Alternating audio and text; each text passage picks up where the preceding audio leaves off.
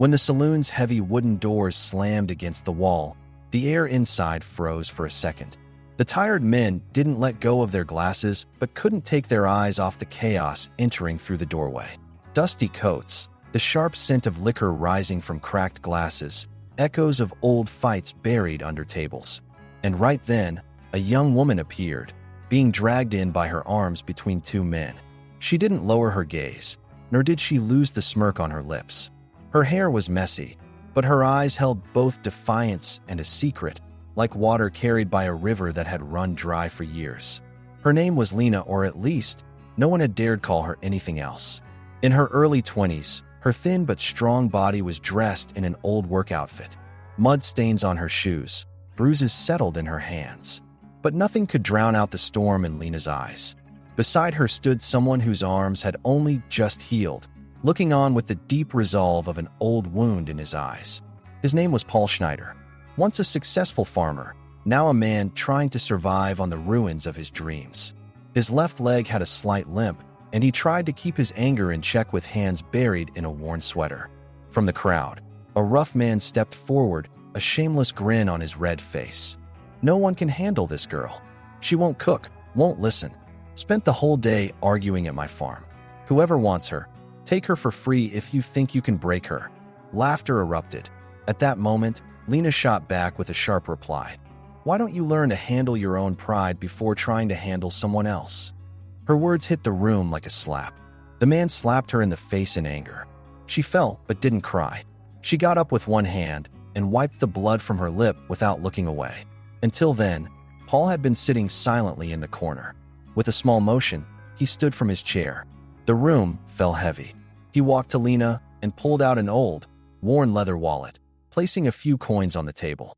"I'm not buying her," he said in a quiet but steady voice. "I'm not looking for someone to work for me. I need someone to stand beside me." Suddenly, every eye in the room turned to Paul. Some were mocking, some angry, some just stunned. But Paul didn't care. He calmly untied the ropes behind Lena, reached out, and helped her up. Lena didn't thank him, didn't smile, but her eyes carried the spark of unbreakable independence and a trust she was discovering for the first time. They walked out of the saloon together, and in the wake of the fading noise and laughter, a rare silence followed them. As night fell, they got into Paul's old truck and drove off without a word. Lena stared out the window while Paul gripped the steering wheel tightly. No one asked where they were going, because neither of them was heading to someone else's land. They were both searching for a shelter inside themselves. Through the drive, Lena had only one thought in her mind. This man is not like the others. Instead of claiming me, he chose to stand beside me. And Paul could sense the quiet strength in the woman next to him, her old pain, and the unopened hopes still locked inside her.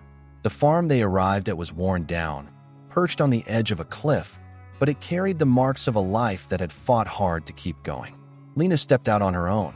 Paul struggled to rise from the seat, but didn't try to help her. She noticed that disrespect and walked into the house with awareness. Inside, everything was old and simple, but clean. Paul pointed to a corner. "There's a room upstairs. Clean sheets and water are ready." Then he turned and walked back outside. When Lena lay on the bed, she didn't cry. She just stared at the ceiling, feeling for the first time the strange peace of belonging somewhere. By morning, before the sun had even risen, Lena was already up. She dug the soil in front of the house, pulled water from the pump, and swept the area. No one told her to. She knew the first rule of living under someone else's roof. If you're going to be here, leave a mark. When Paul walked to the barn that morning, he found Lena already working. Quietly, he handed her an old pair of leather gloves. "No need to hide here," he said. "Work like you belong." Lena took the gloves and said nothing, but in her eyes, the walls she clung to so tightly had begun to crack just a little. As the day moved on, a new rhythm started to form on the farm. A day when two strangers cautiously tested each other but could finally work side by side. And the real story was only just beginning. As the new day began for Lena, wrapped in the silent shadows of her past, the sound of a rooster from the far corners of the farm broke Paul's sleep as well.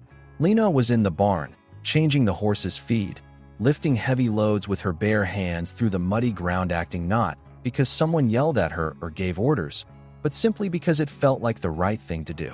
Paul stood at the window for a while, watching her. The fight within this woman reminded him of a fire he once had in his youth, a fire life never fully managed to kill. But it wasn't just Lena's hard work that stirred something in Paul. It was also her silence, which offered a kind of peace he wasn't used to. Later in the day, while Lena was fixing one of the fences on the edge of the property, a cloud of dust rising on the dirt road nearby caught her attention. As it drew closer, two male figures became clear. One had a rifle, the other wore a mocking smirk Lena could never forget. Martin Keller from the saloon last night, with Rick beside him. They shouted without even getting off their horses. "Hey Paul, heard you've got yourself a new worker. Better rethink that girl, or you'll end up in trouble." Rick jumped in, grinning nastily at Lena. "That crazy girl's gonna ruin your farm too. If you had any sense, you'd send her packing." Lena stood firm at the fence, hammer still in hand, staring at them without blinking. Paul slowly walked toward the house, picked up his old shotgun, though he didn't raise it, just carried it with him. "This is our place," he said, his voice tired but firm. "We haven't hurt anyone, and we're not looking for trouble." Martin laughed mockingly. "You'll regret it soon enough," he shouted, and spurred his horse into a cloud of dust. Rick didn't take his eyes off Lena. His look wasn't just a threat, it was a promise of some unfinished score. Paul turned to Lena and gave a small nod. At that moment, a memory stirred deep within her. Strangers showing up and tearing peace apart, the weak always being the ones who lost. But this time, she didn't kneel. She didn't run. When her eyes met Paul's, the same word echoed in both their minds for the first time: resistance. That afternoon, while Lena was mending the worn straps of a saddle behind the barn, Paul showed up with a cup of coffee. As he handed it to her, his eyes smiled. "It's not easy to stay on this land," he said. "Sometimes it feels like everyone's against you." Lena nodded quietly, then raised her chin. "I've never really belonged anywhere. But maybe this time. It's worth trying." By evening, a calm had settled over the front of the farm. Lena was sitting on a stool by Paul's front door, staring up at the stars. The silence wasn't the kind she was used to. It wasn't shaped by fear, but by acceptance. Paul came out with an old blanket and draped it over her shoulders. "Tomorrow's a new day," he said. "And sometimes, it takes the darkest night to start over." Lena smiled genuinely for the first time.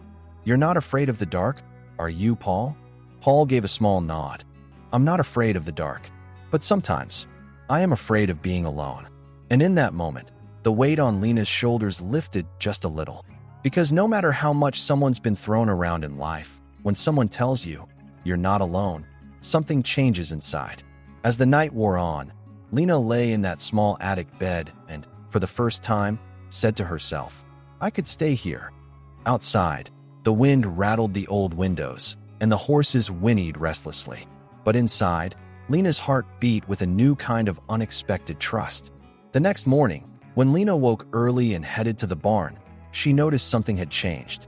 A note from Paul rested on top of the feed sacks. Lena checked the north side of the fences. "We needed someone like you there." That note was more than a task.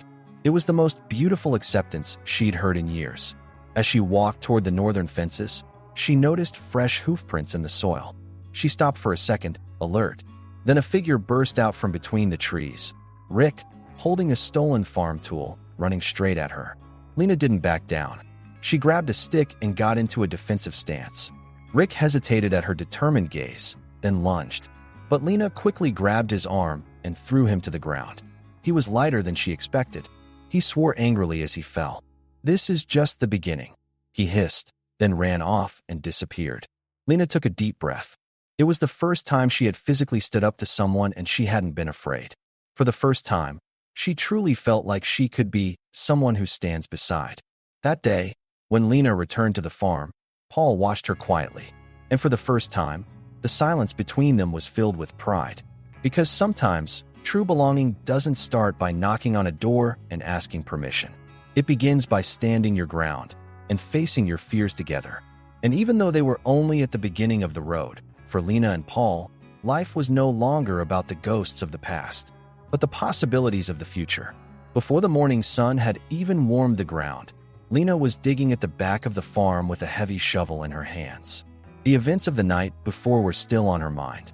The fear that lingered like a shadow after Rick's threat had only sharpened Lena's determination. It was as if every muscle, Every thought in her body was trying to take root in this land. But this time, she wasn't going to run. Paul, meanwhile, was already up early, repairing old saddles and rusty tools. His silence was filled by quietly watching Lena's efforts from afar, and sometimes by being alone with the echoes of his own past.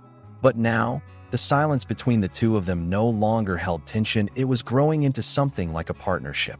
Later that day, Lena walked toward the northern edge of the property to check the fences. On the way, she found blood stains on the ground and a group of frightened chickens. It was clear someone had entered the barn during the night without permission. In the mud, she spotted a heavy footprint left by a big boot. Soon after, Paul joined her, holding his old shotgun. "Someone was here last night," Lena said, showing no sign of fear. Paul squinted, scanning the area silently. "We need to be ready before someone worse comes back," he said. Lena nodded. "I'm not afraid anymore." That night, they decided to build a small fire near the entrance of the farm and keep watch. Paul had his shotgun slung over his shoulder, while Lena stood beside him with a sturdy stick. Under the stars, by the flickering light of the fire, they had their first deep conversation. Paul stared into the fire. "Why did you never stop fighting?" he asked. Lena quietly stirred the fire. "Because it's the only way I know how to exist. If I had bowed my head, I would have disappeared a long time ago." Paul nodded. "I fought too, when I was young. But over time, I got tired. I lost. You've reminded me how to try again." Lena looked at him, really looked, for the first time. "Walking beside someone like you. Maybe that's what I've been looking for all along." Just then, a rustling came from the bushes. They both tensed immediately.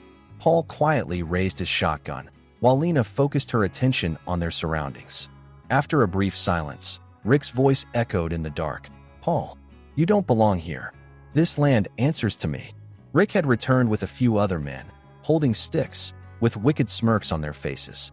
Lena stepped forward first, leaving Paul behind. "This is our home," Lena shouted, her voice challenging the night. "I'm not afraid. If you want to come in, you'll have to get through me first." Rick and his men took a few steps closer, but Lena's defiant stance and Paul's shotgun made them hesitate. For a moment, their eyes locked. In Lena's gaze, there was no fear, no despair. A few of the men backed off, and Rick's rage grew even more. "This isn't over," he growled through gritted teeth, then turned and melted into the darkness. Once the threat had faded, Paul and Lena sat in silence by the fire for a long while. That night, a truth settled even deeper in Lena's mind. She wasn't just trying to survive anymore, she was determined to fight and take root. And beside her, Paul was slowly letting go of his old fears and past defeats. The next day, a messenger came from town. Paul had an old debt, and the future of the farm was now at risk. The letter said that if the debt wasn't paid, the land would be seized. As Paul crushed the letter in his hands, Lena stood silently behind him. "We're not going to lose this land," Lena said firmly. "We'll fight for it, together." And at that moment, the bond where Lena faced her past and Paul dared to hope again began to transform into something real, into a family. Lena was no longer just a lonely girl, and Paul was no longer a lonely man. And the fight they now shared under the stars, on the land, in the warmth of the fire, was planting the roots of an entirely new life. As the day slowly rose, the gray clouds passing over the farm signaled the storm that was coming. The ground was wet and heavy, and a sense of unease hung in the air. Paul had gotten up early to check the fences. Lena was in the yard fixing the wheel of an old horse cart. What happened the night before still weighed on both of them like an invisible burden. Rick and his men's threat still loomed in the air like a shadow. But for the first time, Lena felt she was ready to fight, not just for herself, but for someone else too. While Paul was kneeling at the end of the fence line, he noticed a dust cloud rising on the distant road. He quickly stood and signaled to Lena. Together, they watched as three men emerged from the shadows, approaching. Their faces were familiar. Rick was leading again. They carried chains, ropes, axes, advancing toward the farm with a determined, threatening stride. Paul slung his old shotgun over his shoulder, and Lena grabbed a solid wooden stick. Without saying a word, they walked side by side to the entrance of the farm. Rick stepped forward to close the distance. "I gave you a chance last night, Paul," he hissed. "But this time, I'm not just burying you, I'll bury that girl standing beside you too." Lena slammed the stick against the ground. The fearlessness in her eyes made the men hesitate. "I'm not afraid," she said, her voice tense but steady. "Not of you, or your men. If you try to bring harm here, I'll be the first to stop you." Rick paused for a moment, then lunged forward with a mocking grin. But in that instant, Lena moved quickly, grabbing Rick's wrist and twisting it as she pulled him to the ground. As he writhed in pain, Paul raised his shotgun toward the others. "We want peace here," he shouted. "If you don't turn around and leave, I won't stop at words this time." For a moment, the men didn't know what to do. Lena had taken Rick down so easily, and Paul's determined stance made them feel something close to fear and maybe even respect. After a few seconds of tense silence, one of Rick's men backed away. The others hesitated, then followed. Rick got up, angrily brushing the dirt off his clothes, and stared into Lena's eyes. "This isn't over," he growled, then walked off with his men trailing behind him. The danger had passed, but a heaviness still lingered over the farm. Paul and Lena sat silently in the yard for a while, looking at each other with a mix of exhaustion, fear, and quiet pride. In that moment, Lena truly felt like she had taken root in this land. She wasn't alone anymore. And Paul, for the first time in years, realized he could trust someone to stand beside him. By evening, the rain had begun. Raindrops hit the tin roof, forming tiny puddles on the windows of the old barn. Lena sat in the attic, watching the rain through the window, holding a note Paul had left her that morning. "Strength doesn't just come from fists, it's found in the one who stands beside you." As Lena read the sentence, she was filled with both peace and a strange sense of hope. For the first time in her life, someone saw her as worthy of standing beside. And while the storm raged outside, Lena leaned her head against the window and thought, this fight wasn't just for herself anymore. Now she would fight for Paul, for this land, and for a life she could finally call ours. The next morning, a new messenger arrived from town. With him was a government official and a court summons. Because of Paul's old debt, the process to seize the farm had been accelerated. The court was giving them one last chance: pay the debt within 3 days or lose everything. Paul crumpled the letter in his hands, a tired but unbroken spark in his eyes. Lena walked up to Paul and gently touched his shoulder. "We'll get through this," she said. "We're not giving up." Paul lowered his head and took a deep breath. "Maybe it's time," he said quietly. "I've been running my whole life, hiding. But now, for the first time, I've got something worth fighting for." Lena looked him in the eyes. "I'll fight with you, Paul, because this place, it's not just yours anymore, it's mine too." And in that moment, between raindrops and silence, two people quietly left behind all the fear and regret of their pasts. For Lena and Paul, even the darkest night now carried the promise of a hopeful dawn. There were only 3 days left before the farm would be seized. Lena and Paul desperately searched for a way out. They reached out to old friends in town, even to people they'd never spoken to before. Paul set aside all his pride and asked for help. Lena went through old debt books, looking for a way, a glimmer of hope. Together, they worked for days without sleep, shared their bread with neighbors, and Lena boldly organized a horse race in the village square and entered it herself. When the race day came, the town square was packed. Rick was there too, with a sly grin on his face. The winner would take everything. Lena mounted Paul's old horse, gripping the reins as the crowd looked on. Rick was confident, but for the first time, there was no doubt in Lena's eyes, only determination and a longing to have a home. When the race began, Lena shot off like the wind. Despite all of Rick's tricks, Lena finished the race far ahead. The prize money was enough to save the farm. At that moment, Paul walked toward Lena through the crowd. Both of their faces showed the marks of victory, exhaustion, and a future filled with hope. Lena handed all the prize money to Paul. "This place isn't just yours anymore," she said. "It's ours." Paul's eyes filled with tears. There weren't many words left to say. That day, Lena and Paul truly felt they had become a family. As the townspeople applauded them, Rick disappeared into the crowd, furious. The story wasn't over, but a new beginning had taken root through the struggle. The farm's debt had been paid, and the danger had been pushed back. Now, every morning, Lena and Paul woke up to a new day together, their footsteps stirring the dust in the yard as they looked to the future with hope. The fears of the past still knocked on their door from time to time, but now, loneliness was no longer with them. One morning, while Lena watered the flowers in front of the house and Paul repaired an old chair, They exchanged brief glances. Words weren't really needed. Everything they had been through was enough to describe the bond between them. Paul quietly walked over and held Lena's hand. "For the first time in my life, I have a real home," he said. Lena smiled gently. "Me too. And here, next to you, I'm finally ready to put down roots without fear." That day, children from town came to the farm and called her Miss Lena. Some brought her a newborn lamb, others flowers they'd picked from their gardens. Once known in town as uncontrollable, Lena was now growing again, this time with the land and its people. In the late afternoon, Paul and Lena sat on the old bench in front of the house, watching the sun go down. The peace within the silence was more real than anything either of them had ever known. Paul looked at her, not letting go of her hand. "You didn't come just to survive, I know that. You came to really live." Lena lowered her head with a soft laugh. "And now this land, this home, this life, it's ours." And that evening, all the storms the wind once carried seemed to vanish far away. On the soil of that farm, hope, love, and a brand new life had begun to bloom. That was the day when the woman everyone once said could never be tamed finally found what she'd been searching for, the true meaning of belonging beside someone who chose to walk with her.